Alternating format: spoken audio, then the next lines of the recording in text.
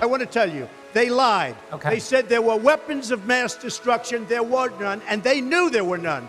There were no weapons of mass destruction. We could not accept the grave danger of Saddam Hussein and his terrorist allies turning weapons of mass destruction against us or our friends and allies.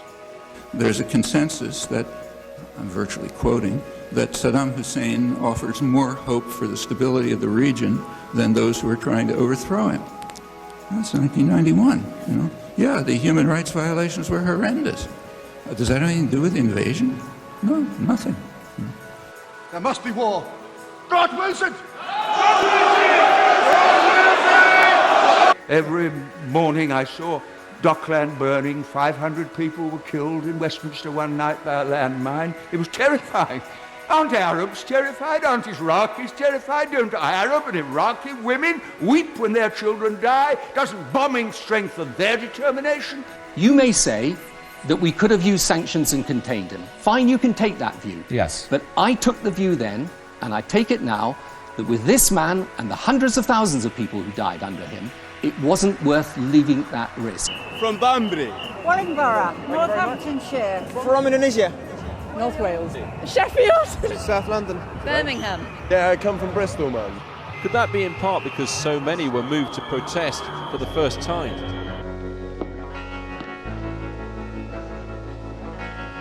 A lion is an ugly thing.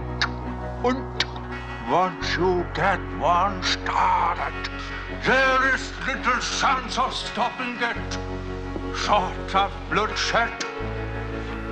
I think before we go around killing people, we had better make them here of our evidence. In fact, they can produce enough dry biological agent in a single month to kill thousands upon thousands of people. One problem, it wasn't true. This is the Iraqi defector who invented those stories. Western agents called him Curveball. Now he says he made it up. But why? Hey, it says gullible on the ceiling. Oh, so it, oh, you stole my lungs.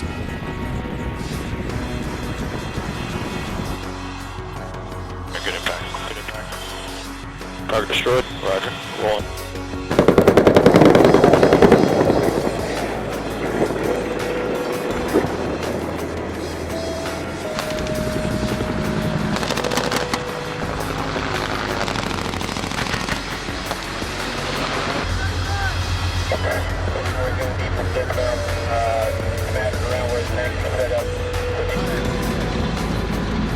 Well, when's the last white people you can remember that we bombed? Can you remember the last white? Can you remember any white people we've ever bombed? The Germans, those are the only ones, and that's only because they were trying to cut in on our action.